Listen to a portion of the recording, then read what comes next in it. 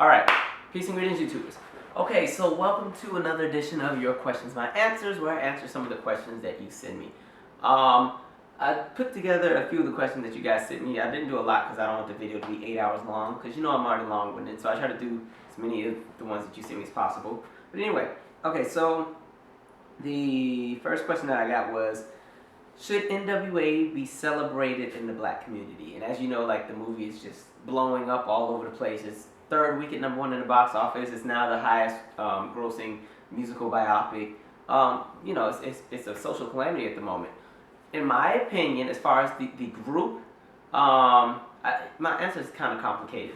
I would say, as far as celebrating, you would celebrate the fact that they were able to go against the grain and basically showcase to the world the double standard that's placed upon black men in comparison to white men. And when you talk about police brutality and everything like that, a lot of that was going on at the time, especially on the West Coast. Nobody believed that it was taking place. People thought people were lying. So when you had like the emergence of N.W.A, you had the Rodney King video finally, you know, somebody finally got it on video. Stuff like that put, you know, that message out there that, hey, there's an issue, it needs to be fixed. And as far as them being the voices of a demographic that may not have necessarily had a voice, especially in a community that may have been long forgotten, then I would say you celebrate them in that aspect. And you also celebrate the fact of, you know, that they became what they became in the long run, whether it's Dr. Dre becoming, you know, a music mogul and a really, you know, wise businessman, and, you know, the Beats by Dre, and the you know, discovering Eminem, who would later go on to discover 50 Cent, who would later go on to, you know, develop the TV show Power. So things like that. And then Ice Cube becoming a, you know, film director and writer, and still doing music and doing family programming and, you know, different things like that. Eazy-E having a label and signing a bunch of different artists like Michelle A, and I think JJ Fad was actually even in that mix. Things like that you celebrate.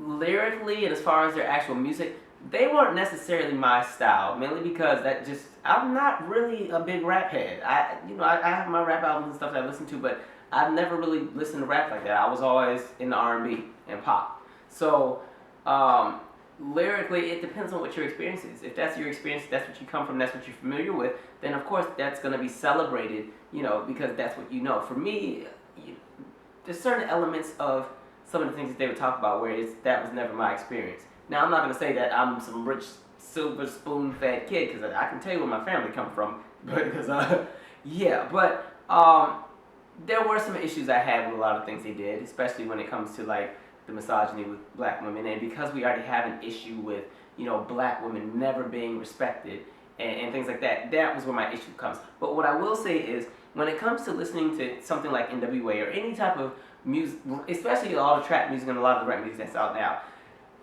if you are mentally strong and you're socially conscious and you have this where it needs to be, and you're well studied, you know where you come from, you know your history, you're empowered, and you know what you're capable of doing and becoming, then I don't feel like music like that is harmful. However, if you are lost and you don't have a sense of direction and you just living day to day and living in the moment, then stuff like that can be pretty self-destructive as far as the imaging, because what happened is that kind of music ended up being commercially exploited by white people, and when I mean white people, I'm talking about the business execs, and they took that and they made it a commercial, you know, what I want to say, like a commercial phenomenon, and now you have entire generations and demographic of children who think that is the only way of life as a black individual. In order to be black, this is how you have to be. In order to be masculine, this is what you have to be. This is how you have to talk to your girlfriend. You need to be choking her from the back of her neck while you hitting it from the back. Like, it's literally the mindset that comes into people who have not been cultured, who have not seen the world, who have not lived, and who are not just well studied about who they are and where they come from.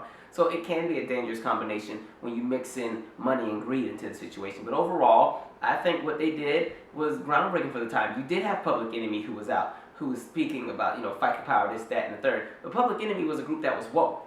They were a group for people who were already awake, if you get what I'm saying when I'm talking about awake.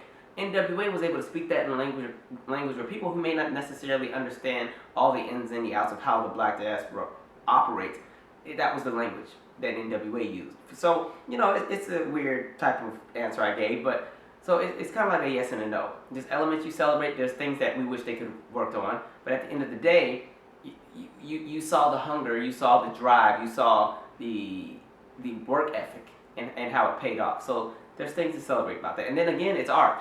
Art doesn't have, when it comes to art, there's always critique. But at the end of the day, it's something that's expressive. If that's how the person feels, if that's what the people are feeling, then hey, you know, who are we to judge?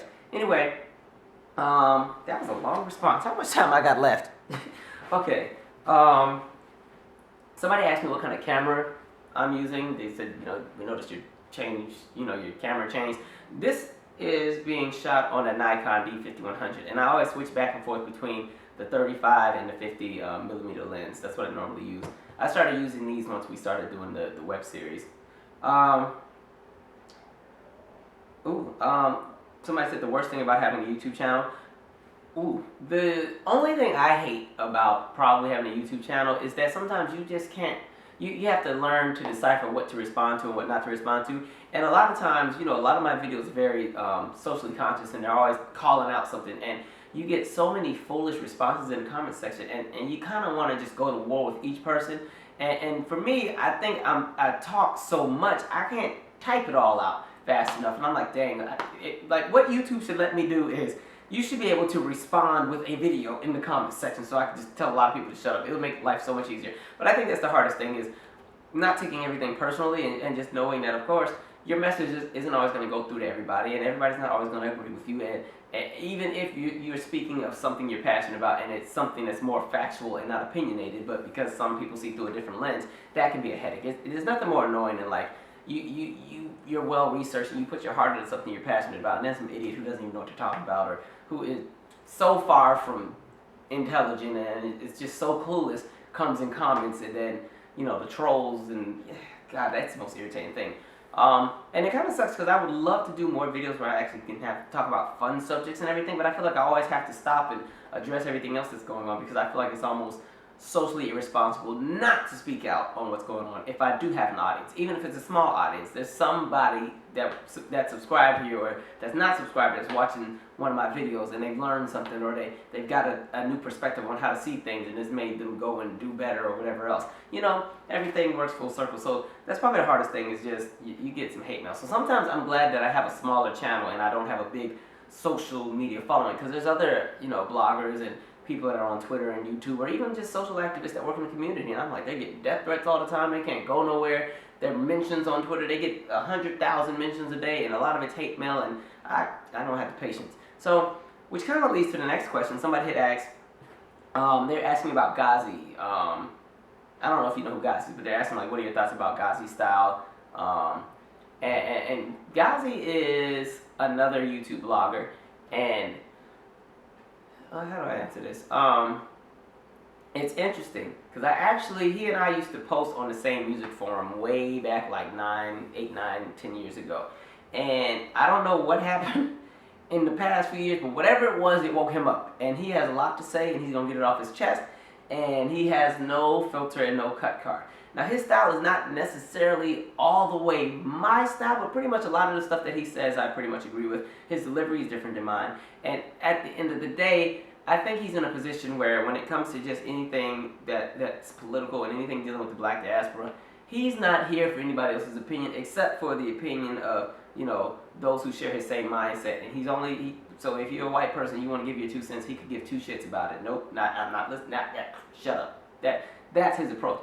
Me, I'm kind of like, oh, okay, now I don't agree with the word you said, so what I'm going to do is I'm going to go ahead and correct you where you stand and help you out here. I won't be all the way dismissive. Plus, I think, from what I get, he's over white people, period. Just F white people, that's it. I'm not there. That's not me. I don't have hatred in my heart for anybody. I do have hatred for certain mindsets and ways of thinking and systems that may screw me over. But the actual people that even if they benefit from it, or the people that are affected by it, that's all systematic. It's supposed to be that way, and that's what you combat. People are born into a way of thinking, and you can't. Where am I going with this? I'm trying to word this carefully. I meet people where they are. You know, that's what I do. Now, if you're just straight up ignorant, I can't help you. But I try to meet people where they are. He's in a different space where that's not his MO, and that's what works for him. Clearly, I guess, you know, he has a huge following, and that's what's working for him. And somebody would call me right when I'm making a video, so I have to call them right back. Dang, what's my next question? Next question. I'm trying to wait for them to stop calling because I don't want to push the ignore button.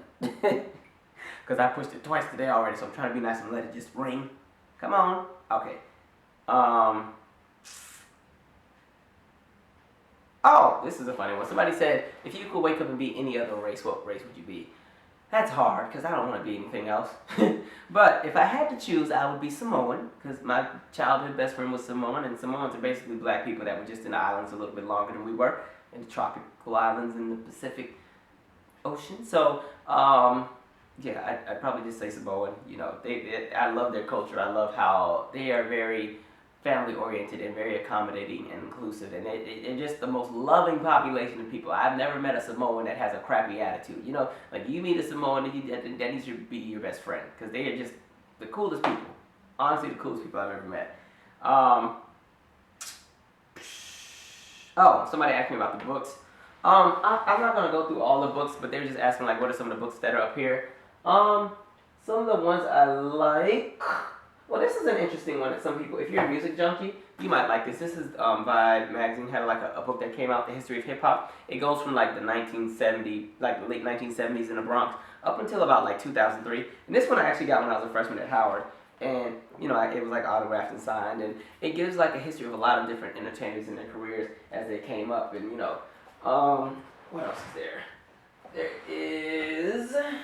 This one's actually interesting. I like this one too. This is Lift Every Voice and Sing. What it is, it's a collection of essays and poems and writing and think pieces from different black authors from all around the 1900s and even some in the 1800s. I actually stole that from work. I saw it on the bookshelf and the kids weren't reading it, so I was like, oh hell no, well, I'm gonna take this.